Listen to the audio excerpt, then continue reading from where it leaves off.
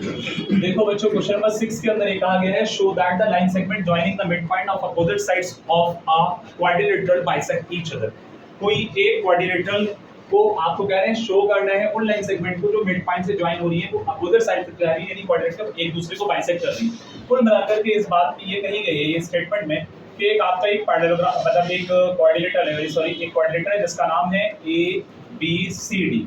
अब इसके जो मिड पॉइंट बन रहे हैं हमने उसी तरह से लिए जैसे हर बार ले रहे हैं पी क्यू आर और यहाँ पर एस।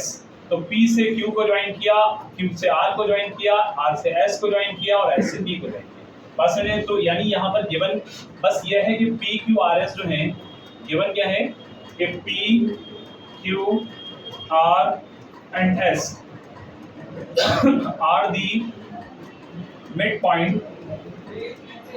midpoint of किसके मिड पॉइंट है A B B C C D and A D, ये midpoint P Q R S किसके मिड पॉइंट हैं A B B C C D A D के। अब हमसे जो प्रूफ करने को कहा गया है बच्चों, वो ये कहा गया है कि जो इन मिड पॉइंट से क्वाड्रेटर बन रहा था उनसे के जो डायगोनल है वो एक दूसरे को बाइसेक्ट कर रहे हैं, उनके जो डायगोनल है वो एक दूसरे को बाइसेक्ट कर रहे हैं। तो यानी इस बात का मतलब है कि पी आर बाइसेक्ट क्या किसको बाइसेक्ट कर रहा है QS को, यानी ये वाली चीज ये लाइन इस लाइन को बाइसेक्ट कर रही है। तो ये दो बराबर हिस्सों में कट जाएगा अगर ये बाइसेक्ट करेगा और ये दो बराबर हिस्सों में कट जाएगा, समझ रहे हैं ये वाली लाइन। तो कुल मिलाकर के एक पैरेललोग्राम की प्रॉपर्टी है कि मतलब अगर किसी क्वाड्रिलेटरल को हम पैरेललोग्राम प्रूफ कर दें तो उनके डायगोनल ऑटोमेटिक बाइसेक्ट करते हैं। तो हमारा सिर्फ इस क्वेश्चन के अंदर टारगेट क्या होना चाहिए बच्चों कि ये PQRS को एक पैरेललोग्राम प्रूफ कर दो, डायगोनल इसके बाइसेक्ट करेंगे। तो वही चीज हमें प्रूफ भी करनी है, बात समझ में आ गई। तो बस सीधा सा इसका सॉल्यूशन ये रहेगा, यहाँ वही मिड पॉइंट चुनना है, हमें यहाँ पर थोड़ा सा एफर्ट लगाना है जिससे हमने A को C से ज्वाइन कर लिया। A को C से ज्वाइन करने में हमें मिला इन ट्राइंगल ACD। कौन सा ट्राइंगल मिला है बच्चों ACD मिला है। तो ACD ट्राइंगल के अंदर हम जानते हैं S and R are the midpoints. S and R are the midpoints of किसके midpoint है AD and CD। AD and CD के midpoint हैं। तो इस बात पर हम कहेंगे by midpoint theorem. Midpoint theorem क्या कहती है, जब किसी दो साइड पर मिडपॉइंट आने तो वो दोनों लाइन दोनों पॉइंट ज्वाइन करने पर किसके पैरेलल होगा, वो सामने वाली साइड के AC के। और ये भी बात कही गई है कि SR is equal to half of AC हो जाएगा बच्चों। तो ये तो आप मान लीजिए फर्स्ट इक्वेशन। अब इसी तरह से जब यहाँ आपकी ये चीज आ गई SR हाफ ऑफ AC, अब ट्राइंगल लीजिए, पहले लिया था ACD, अब कौन सा लेंगे बच्चों ACB। कौन सा ट्राइंगल लेंगे दसमियान इन ट्राइंगल ACB, सही है।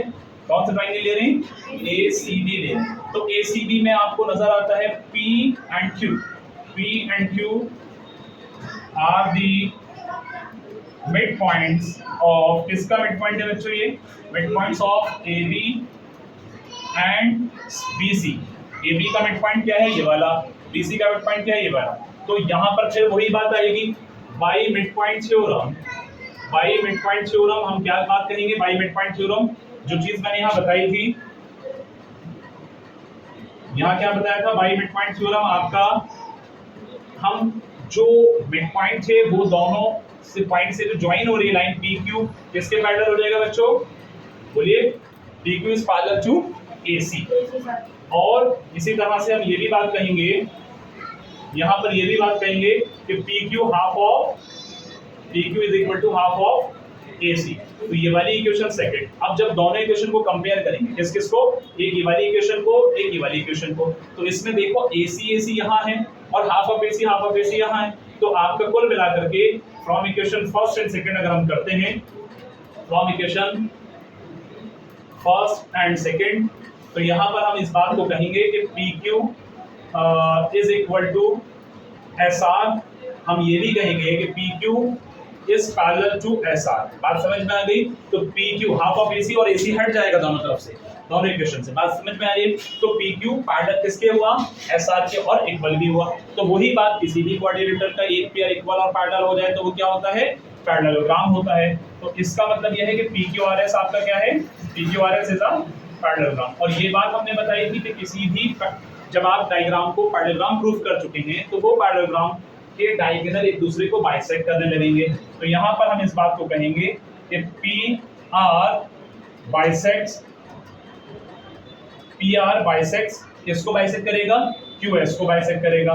तो ये बात आपकी, ये डायगोनल्स हैं, समझ में आ रही बात, ये दोनों डायगोनल्स एक दूसरे को बाइसेक्ट कर रहे हैं, यही बात आपको प्रूव करने को कही गई थी, यहाँ पे प्रूव कर दिया, ठीक है।